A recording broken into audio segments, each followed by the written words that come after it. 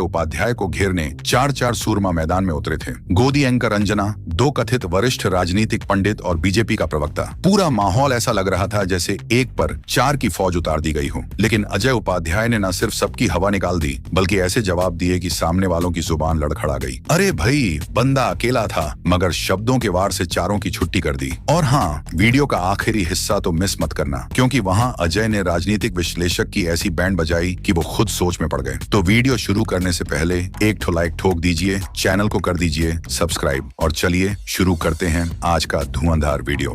Picture चालू करो बे। Audience से मैं एक सवाल तीनों हिस्से से अब लूंगी, जिसके बाद आप लोगों को मौका मिलेगा। कौन इधर से सवाल पूछना चाहता है? एक व्यक्ति चुन लीजिए, एक व्यक्ति। मेरा ये सवाल है, अगर सीज फायर देश के हित में था तो अभी जितने भी अपराधी जो कहते हैं कि कहाँ गए, अगर वो पाकिस्तान से आए थे तो पाकिस्तान गए, वो अभी क्यों नहीं पकड़े गए? और अगर सीज फायर देश के हित में था तो उस दौरान हमारे यशस्वी प्रधानमंत्री जो अपने आप को बताते हैं विश्व गुरु, विश्व जो भी सारी चीज़ें बताते हैं, वो उस वक्त क्या कर रहे थे? Good question. ठीक है, इसका जवाब सिद्धार्थ जी देंगे। यहाँ से कौन प्रश्न पूछेगा? मेरा क्वेश्चन अपोजिशन से होगा कि मैं उनके साथ यहाँ तक तो हूँ कि ऑपरेशन सिंदूर उतना बड़ा सक्सेस नहीं था, क्योंकि मेरा मानना है कि हमने बदला इसलिए लिया था क्योंकि 26 लोगों की जान गई थी, और ऑपरेशन के बाद वो आंकड़ा बढ़ के 50 हो गया, के लगभग पहुँच गया था। तो फिर उसका क्या? बट मैं फिर ऑपोजिशन के साथ यहाँ पे मेरे को क्वेश्चन है कि आप कहते हो कि सीज फायर कर ली। अरे आप थोड़ा दिमाग लगाओ, अभी पाकिस्तान एक न्यूक्लियर आर्म स्टेट है। अगर एक वॉर, फुल फ्लेश्ड वॉर हो जाए तो आप कैसे बोलेंगे कि वो एक न्यूक्लियर वॉर में तब्दील नहीं होगा? कहाँ पे आप उसको रोकेंगे? तू चुप रहे बाबा, तू चुप रहे। चलिए, इधर से कौन पूछेगा? आप पूछेंगे। लड़कियों को मौका दीजिए। कांग्रेस बोलता है कि जो हमारी सरकार है वो फ़ायदा उठा रही है ऑपरेशन सिंदूर का, अपने लिए वोट ले रही है। बट जब डेलीगेशन भेजा गया, उनकी पार्टी के लीडर को भेजा गया, वो इस चीज़ से मानने को मना कर रहे हैं कि यार हमने तो मतलब हमारे कंसेंसस तो थे ही इस चीज़ पे। उनके लिए राष्ट्रहित इंपॉर्टेंट है या पार्टी हित इंपॉर्टेंट? ठीक है, चलिए सिद्धार्थ जी आपसे शुरू करते हैं, जवाब दीजिए।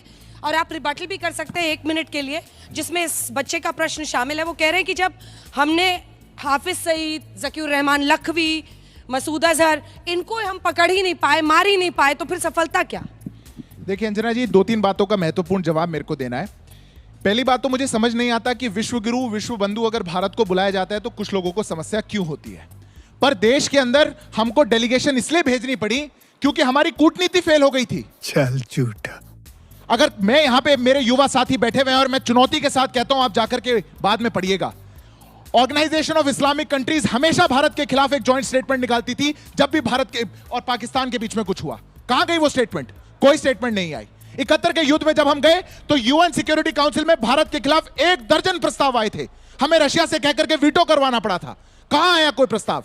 हमने घर में घुस के मारा, इंटरनेशनल बॉर्डर पार करके मारा, अपनी इच्छा के साथ मारा, प्रिसिशन के साथ मारा, और दुनिया का कोई देश नहीं है जो भारत में आके खड़ा हुआ हो और कह रहा हो। कहा जा रहा है कि कोई देश हमारे साथ नहीं खड़ा हुआ। हमारे आतंकी हमले के बाद एक क्लासिक केस स्टडी है, और ईमानदारी से यहां पे बैठे हुए लोग अगर उसका अध्ययन करेंगे तो 72 घंटों के अंदर 28 देशों ने भारत के पक्ष में स्टेटमेंट निकाला। 72 घंटों के अंदर 28 देशों ने कहा कि अगर भारत के पास ये हमला हुआ है तो Bharat has a right to self defence. अगर ये चीज होती है तो मुझे लगता है कि ईमानदारी से उसका आकलन करना चाहिए। रुको जरा, सबर करो। पर उसका जवाब नहीं आया, उसका जवाब नहीं आया। मैंने सीज फायर पे कहा, भारत एक समृद्ध देश है, सशक्त देश है। जब हमको करना होगा सेसेशन, हम तब करेंगे। और मैं उसका एक टेक्निकल जवाब भी, आतंकियों पर सवाल, आतंकियों पर। भारत सिर्फ आतंकियों को नहीं, आतंकियों के आकाओं को भी मारता है। ठीक है, ठीक है। आज घर में घुस के आतंकी के आकाओं को मार रहे हैं, इसलिए दर्द है। उस बच्चे ने जो पूछा उस पर जवाब दीजिए कि क्या अगर ये वॉर एस्केलेट, क्योंकि हमारा लक्ष्य सेट हुआ था, लक्ष्य था कि हमको आतंकी ठिकानों पर करना है, फिर एयर बेसिस पर, लक्ष्य जो था वो सदा है। और इस बच्ची का भी सवाल। पहली बात, साथी ने जो कहा है कि भाई न्यूक्लियर स्टेट, तो क्या कारगिल जब युद्ध हो रहा था उस समय भारत और पाकिस्तान न्यूक्लियर स्टेट नहीं था? कितने दिन चली थी युद्ध, कितने दिन चले थे, जरा याद कीजिएगा। इससे पहले भी भारत और पाकिस्तान अनडिक्लियर लेकिन न्यूक्लियर स्टेट 71 के आसपास में भी इंडिया थी। और अभी भी रूस और जो यूक्रेन में हो रहा है, रसा तो है। तो न्यूक्लियर स्टेट का यहां धमकी देकर के कोई हमारी राष्ट्रीय संप्रभुता, अखंडता और एकता पर कोई प्रश्न लगाने का प्रयास करेगा, उसको नेस्तनाबूद किया जाएगा, जमींदोज किया जाएगा। हम ये बड़ी अच्छी बात कही आप। हम ये चाहते हैं, लेकिन सेना ने वो काम दिखाया, सेना ने जमींदोज करने का काम किया। पाकिस्तान के 9 आतंकवादी ठिकानों को नेस्तनाबूद किया। हुआ क्या? एक आया माय डियर फ्रेंड, क्या है भाई नाम उसका? माय डियर फ्रेंड ने 8वीं बार कहा कि हमने व्यापार के लिए ये एक तरह से सौदा किया। वो सौदा करने वाला कौन है इस देश का? प्रश्न पूछना जायज है इस देशवासियों का। जब उत्साहित था देश, जब देश का उत्साह चरम पर था, जन सैलाब था, सब चाहते थे पाकिस्तान को नेस्तनाबूद करो। वो कुत्ते का दुम है, ऐसे नहीं मानेगा। फिर अचानक क्यों हुआ ये प्रश्न है और जायज प्रश्न है। क्या बात है? सिंदूर की बात कर रहे हैं आप, सिंदूर की बात कर रहे हैं। वो 4 आतंकवादियों को के खून से हमारी बहनों का सिंदूर जो है, जो जिसने उजारा है उसको न्याय मिलेगा। कहां है वो 4 आतंकवादी? आकाश में गया, पाताल में आया, 250 किलोमीटर कैसे आया? जब सर्वदलीय बैठक में स्वीकारा सरकार ने, हालांकि प्रधानमंत्री जी को इतना समय नहीं था कि सर्वदलीय बैठक में चले जाएं, समझ रहे हो? पूरे देश घूम लिए, 5 राज्य घूम गए, पर उतना समय नहीं था। सर्वदलीय बैठक में यदि स्वीकारा चूक हुई, मैं मानता हूं भाई, गृह मंत्री जी का आप इस्तीफा नहीं ले सकते भाई, वो ले लेंगे तो आप भी चले जाएंगे। एक चपरासी का इस्तीफा तो हो जाता, ये तो रहता कि भाई चूक हुई है तो उसका कोई जिम्मेवार है। क्यों नहीं वो जिम्मेवारी तय हुई आज तक? ये क्या विपक्ष नहीं पूछ सकता? इसको पूछेगा तो पाकिस्तान की भाषा हम बोल रहे हैं। शर्म करो, देश में लोकतांत्रिक के देश है, सेना का शासन नहीं है इस देश में। और जब देश लोकतांत्रिक है तो हमें अधिकार है, नागरिकों को यह अधिकार है पूछने का अपने सरकार से, और ये हमारी खूबसूरती है। हाँ। इस खूबसूरती को हम स्वीकार रहे हैं, यही हमारा मौलिक अधिकार है। थरूर जी, रुक, तेरे को बताते तेरी। थरूर जी की बात कर रहे हैं। अरे भाई, 50 करोड़ का गर्लफ्रेंड कहने वाले को आज थरूर जी की जरूरत पड़ी, हमको खुशी हो रही है, क्योंकि हमारे पास एक से एक कोहिनूर है। वो थरूर नहीं, वो कोहिनूर है। इस देश में जब जरूरत पड़ेगी विश्व स्तर पर तो वो जाएगा, और कांग्रेस पार्टी जैसे लोग उनका सम्मान करते हैं। इनको नहीं उसकी बात की ध्यान थी। यदि ध्यान होता तो उनको इतनी गालियां इस देश में नहीं दी गई होती। बेशर्मो, शर्म करो, शर्म। कोई सवाल जो आप इन दोनों से पूछना चाहते हो, क्योंकि अपने अपने टीम को मैं तो बहुत खुश हूँ कि इतना जबरदस्त अजय जी बोले जा रहे हैं। हाँ। और इन्होंने थरूर को कोहिनूर कहा, और ये भी कहा कि वो देश से उनको बहुत गालियां पड़ रही हैं, मतलब उनसे।